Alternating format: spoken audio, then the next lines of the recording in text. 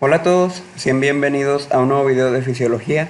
Hoy vamos a ver el tema de receptores sensitivos y circuitos neuronales para el procesamiento de la información. Antes que nada hay que conocer sobre los tipos de los receptores. Vamos a encontrar 5 tipos. Los mecanorreceptores, que van a ser sensibles a los movimientos mecánicos, lo que vendría siendo el tacto, como lo podemos ver aquí, sensibilidades táctiles, cutáneas, receptores tendinosos, usos musculares, órganos del oído, como los receptores acústicos, los receptores vestibulares y los barorreceptores de los senos carotídeos y la aorta. Estos mecanorreceptores mandan un potencial de acción cuando el tejido es modificado, cuando el tejido es oprimido o es dañado. Los termorreceptores básicamente van a estar encargados de detectar el calor y el frío. Los nociceptores van a ser los encargados de detectar el dolor. Mayormente son terminaciones nerviosas libres. Los receptores electromagnéticos, que van a ser los encargados de detectar la luz. En este caso vendría siendo en la visión los conos y los bastones. Y los quimiorreceptores, que mandan su potencial de acción cuando cierta sustancia ingresa. Aquí podemos ver los tipos de receptores que hay. Las terminaciones nerviosas libres, los receptores de las terminaciones vulvares, el receptor táctil piloso, un corpúsculo de Pacini, corpúsculo de Meissner, corpúsculo de Krauss, órgano terminal de Ruffini, el aparato tendinoso de Golgi, que se encuentra en el tendón, el uso muscular, que se encuentra en los músculos. Las terminaciones nerviosas libres igualmente se encuentran dispersas por todo el cuerpo. Los corpúsculos de Meissner son abundantes en zonas cutáneas sin pelo. Los de Krauss se encuentran en el tejido submucoso de la boca, la nariz, ojos, genitales, entre otros más. Y los corpúsculos de Pacini son numerosos en la mano, en la piel, en el pie, exactamente en las zonas más sensitivas del cuerpo humano. Cada tipo de receptor resulta muy sensible a una clase de estímulo sensitivo para el que está diseñado. En cambio, es casi insensible a otras. Esto quiere decir que la sensibilidad que tiene la terminación libre no la va a tener un corpúsculo de Pacini, y mucho menos va a tener la misma sensibilidad el uso muscular que el aparato tendinoso de Golgi, a pesar de que están muy unidos o están mutuamente relacionados, pues el uso muscular se encuentra en el músculo y el aparato tendinoso de Golgi en el tendón. La modalidad de sensación es básicamente los tipos de sensibilidad. Aquí podemos encontrar el gusto, la visión, el olfato, el oído, todas las que ya les he mencionado. Cada fascículo nervioso termina en un punto específico del sistema nervioso central, y el tipo de sensación vivida cuando se estimula una fibra nerviosa queda determinada por la zona del sistema nervioso a la que conduce esta fibra.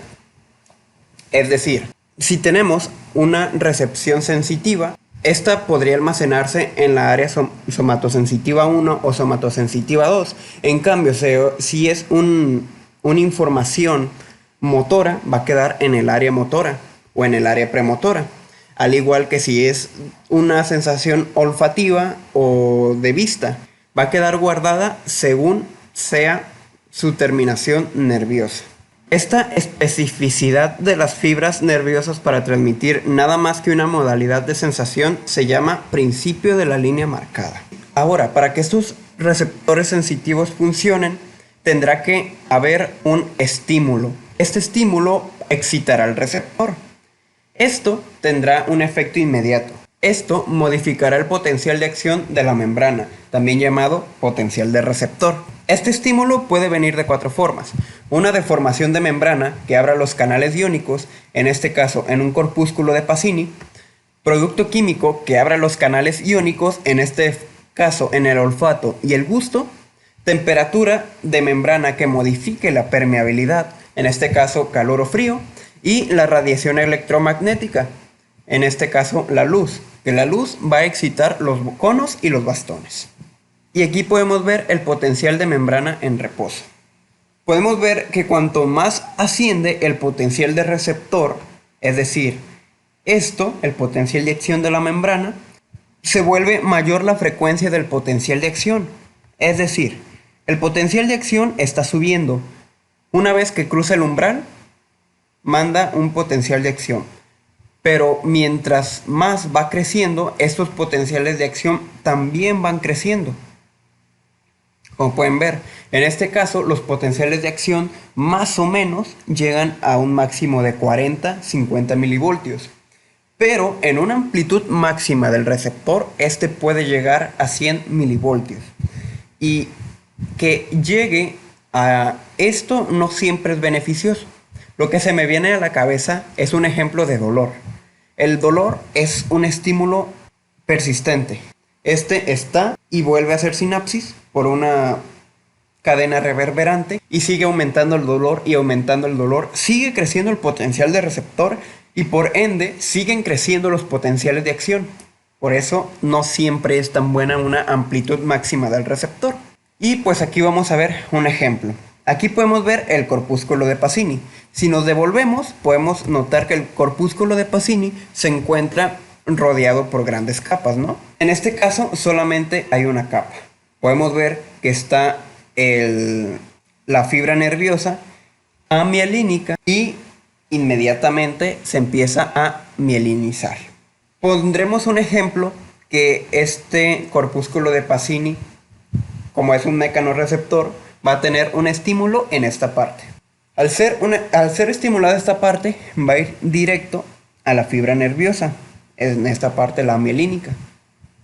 Aquí abrirá los canales de calcio, porque este corpúsculo de Pacini tiene un potencial de acción o una estimulación gracias a la deformación de la membrana.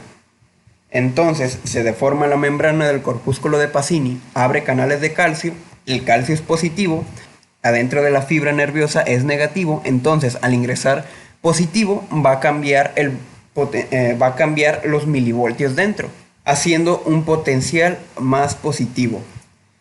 Este empieza a viajar. Poco a poco la membrana se va a despolarizar.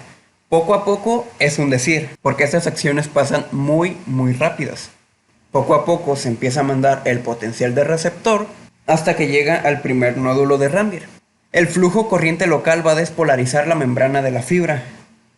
O sea, va a ir despolarizando todo esto, desencadenando los potenciales de acción.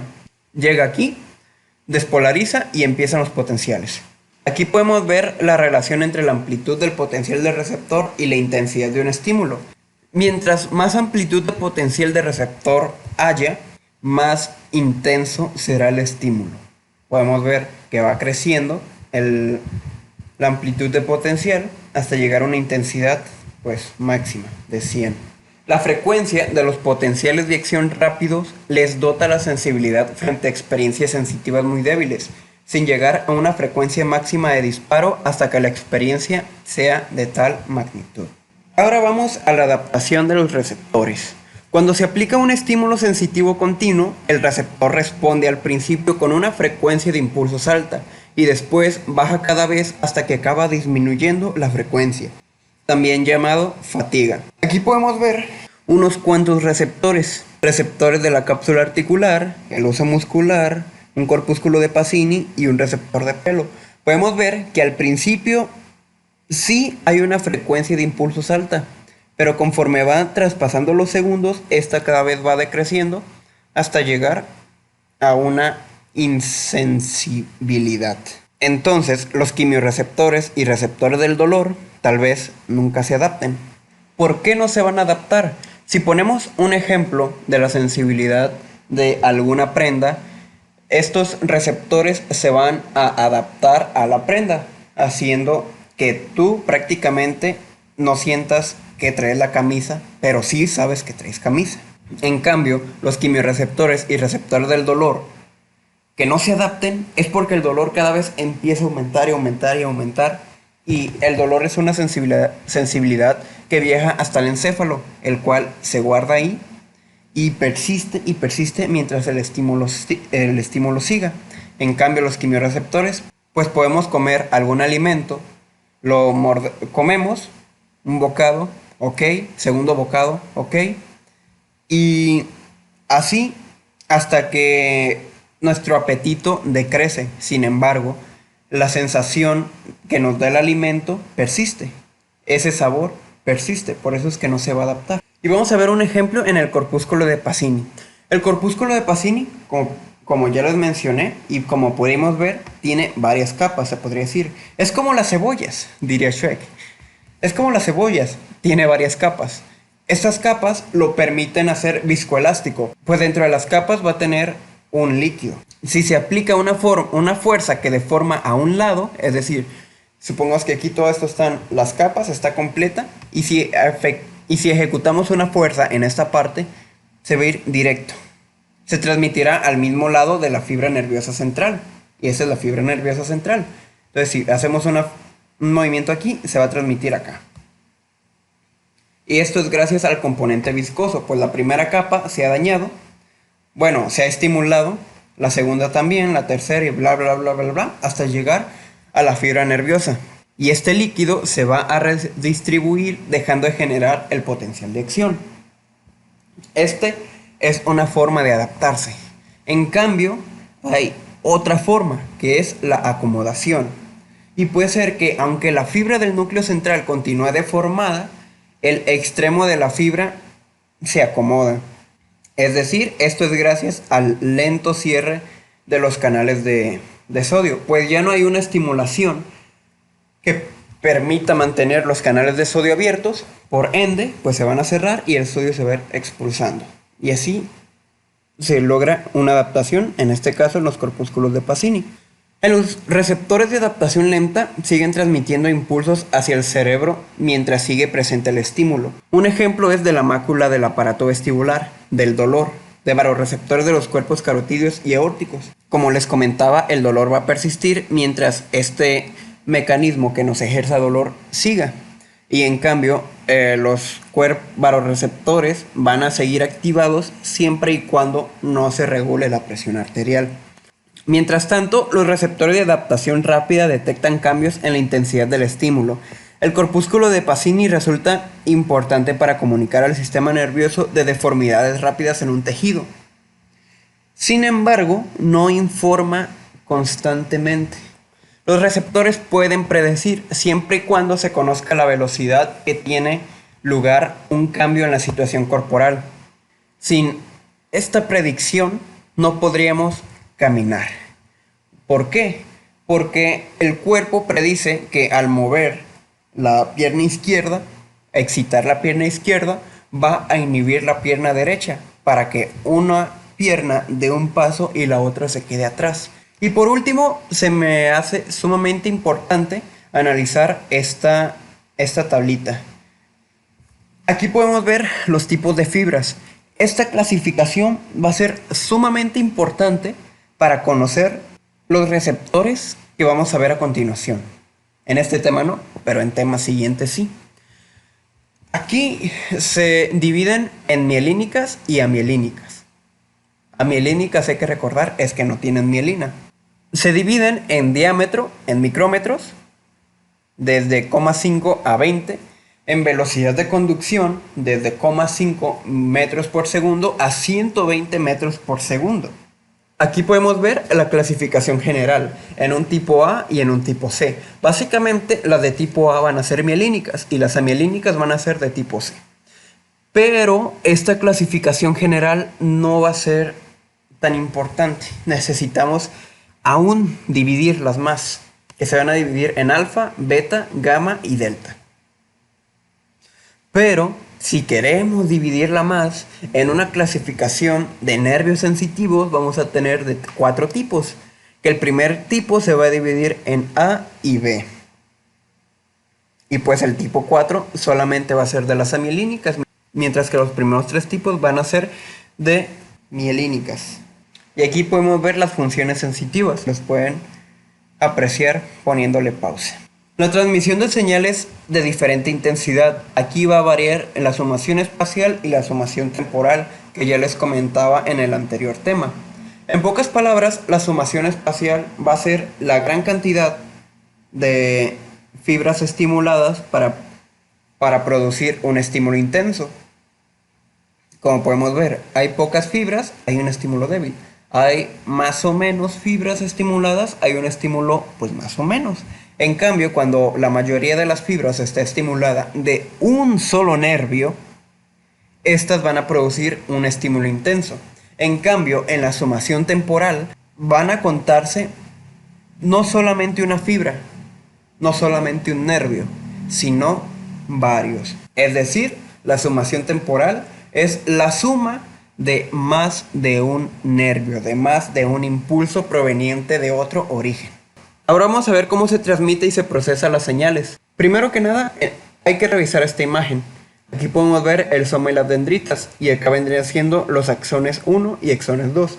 Aquí es nervio A, B, C y D. El campo de estimulación va a ser la zona neuronal que estimula cada fibra nerviosa. El campo de estimulación de este nervio es solamente este. Sin embargo, también manda señales axónicas a otros nervios, y al igual este. Su campo de estimulación es esta, sin embargo va a mandar fibras axónicas a otros nervios. Supongamos que necesitamos una descarga en cualquier neurona. Para lograrlo necesitamos 6 botones sinápticos. Entonces aquí tenemos 1, 2, 3, 4, 5, 6, 7, 8, 9, 10. En esta tenemos 10 botones sinápticos. Estos 10 botones van a producir una estimulación muy alta, porque solamente ocupamos 6 para estimularla, en cambio hay 10. Pero está mandando estimulación a otros nervios. Aquí se llama la estimulación facilitada. ¿Por qué? Porque está apoyando, estimulando este nervio, y también está estimulando el nervio 2. Tenemos una sumación temporal para registrar un potencial de acción. Aquí podemos encontrar de dos, o una divergencia o una convergencia. La divergencia básicamente son señales débiles de un grupo neuronal que excitan una cantidad mucho mayor de las fibras que lo abandonan. Es decir, mandas una señal débil por un nervio, la cual se va a propagar en 2, estos 2 en 4, estos 4 en 8, y así mandar un estímulo a varios músculos, por decir un ejemplo. Decir que la divergencia está ocasionada por los nervios motores y la convergencia por los nervios sensitivos.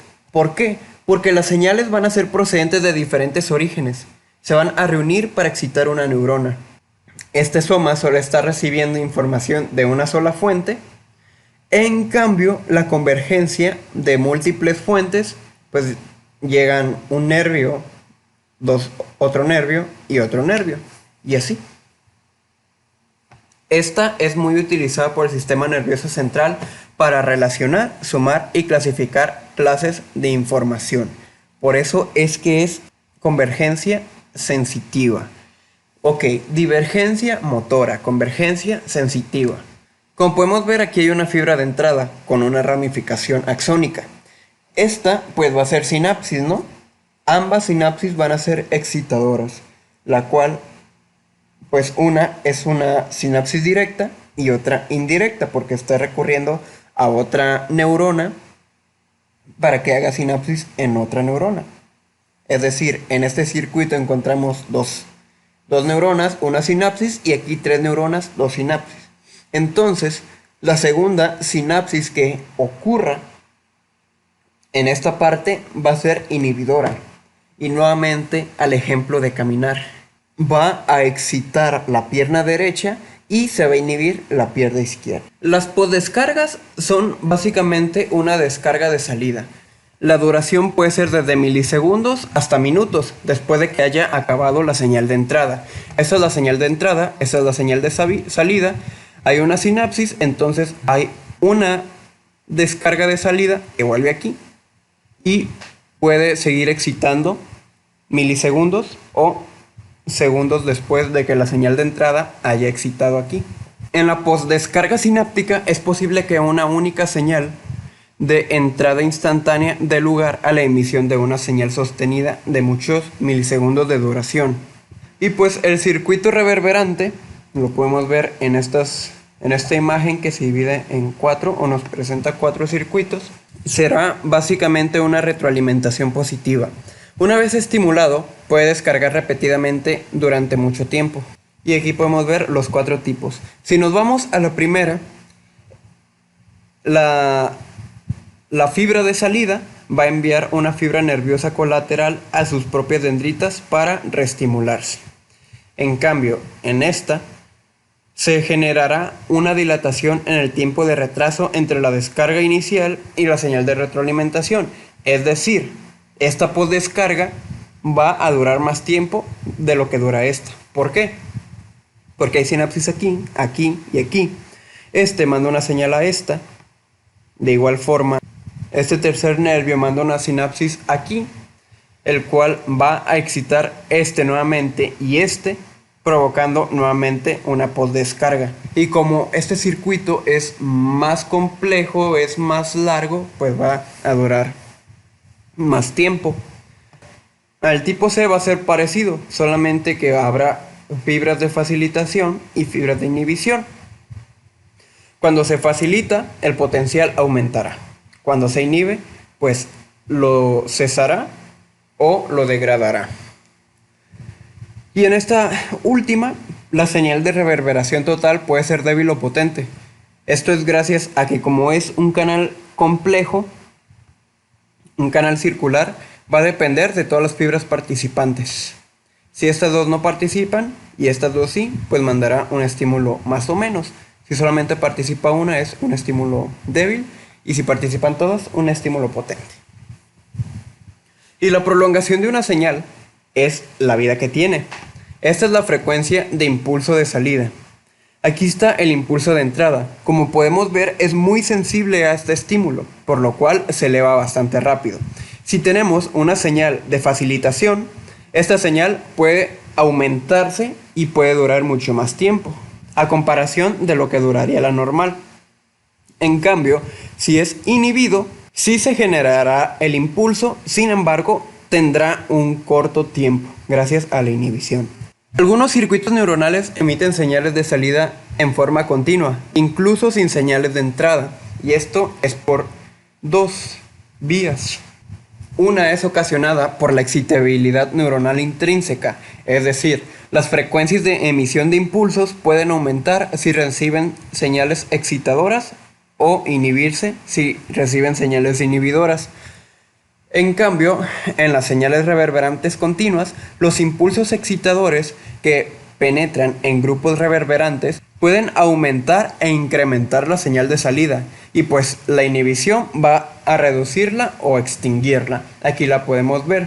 Este es un impulso por segundo. Si hay una excitación, lo va a excitar. En cambio, cuando hay una inhibición, lo va a reducir. En este caso, no se extingue. Este tipo de transmisión de la información lo utiliza el sistema nervioso autónomo para controlar funciones como el tono vascular o intestinal, el grado de contracción del iris en el ojo y la frecuencia cardíaca. La emisión de señales rítmicas. Esta básicamente son señales iguales. Por ponerles un ejemplo de comparación, podría ser en el electrocardiograma, que las señales no son iguales, pero son muy parecidas, ¿cierto? Y aquí podemos ver el cuerpo carotídeo en la respiración. Cuando se estimula el cuerpo carotídeo al disminuir el oxígeno arterial, tanto la frecuencia como la amplitud de la señal rítmica respiratoria de la salida aumenta progresivamente. Por último, hay una inestabilidad y estabilidad en los circuitos neuronales. Si una señal excitadora penetra el cerebro, detonaría excitaciones por todas partes. Si llegase a ocurrir esto, el cerebro quedaría inundado por una nube de señales reverberantes sin control alguna, es decir, epilepsia. ¿Cómo evita el sistema nervioso esto? Pues bien, por circuitos inhibidores y por fatiga sináptica. Los circuitos inhibidores encontramos dos: los circuitos de inhibición, que vuelven desde el extremo terminal de una vía a las neuronas excitadoras iniciales de esta misma vía. Y el otro son grupos neuronales que ejercen un control inhibidor global sobre regiones generalizadas del cerebro. Ciertas neuronas solo secretan GABA, otras solo acetilcolina. Entonces, solo las que secretan GABA van a ser un circuito inhibidor. Y pues la fatiga sináptica es básicamente, cuanto más breve sea el intervalo de los reflejos, flexores sucesivos, menor será la intensidad de la respuesta refleja posterior. En este caso estoy usando de ejemplo los flexores. Entonces, ¿por qué ocurre una fatiga sináptica? Básicamente por su sensibilidad. Aquí podemos ver los reflejos flexores. Hay una estimulación, ok, la capta al 100%. Hay una segunda estimulación, pero no es el mismo, no se recibe de igual forma. Entonces, si hay una tercera, ni siquiera se va a asemejar a la anterior. Por ende, es que su fatiga, por eso es que se fatigan. Y esto es gracias a que desciende su sensibilidad. Bien, hay que recordar que, por ejemplo, en los canales, en la sinapsis de segundos mensajeros, había una formación de proteínas, había una transducción. Esta formación de proteínas va a ser constante. Cuando la sinapsis se emplea demasiado, de manera de una cantidad excesiva de sustancia transmisora, se combina con proteínas receptoras. Entonces, una vez que están combinadas, todas estas se van a inactivar. Y una vez inactivadas, pues no van a servir, por lo cual se van a retirar. Es decir, las proteínas están para recibir los neurotransmisores. Una vez que todas estas proteínas han recibido todo el neurotransmisor, provocarán un potencial de acción. Pero hay un segundo estímulo. Estas proteínas no van a estar al 100% para recibir todo el neurotransmisor, por lo cual el potencial de acción cesa un poco. Y pues si hay un tercer estímulo, el potencial de acción vuelve a bajar. Esto es todo de mi parte. Espero les haya gustado este video de fisiología. Si tienen dudas o comentarios o aportaciones, déjenmelo saber en los comentarios. Nos vemos en el siguiente video. Gracias.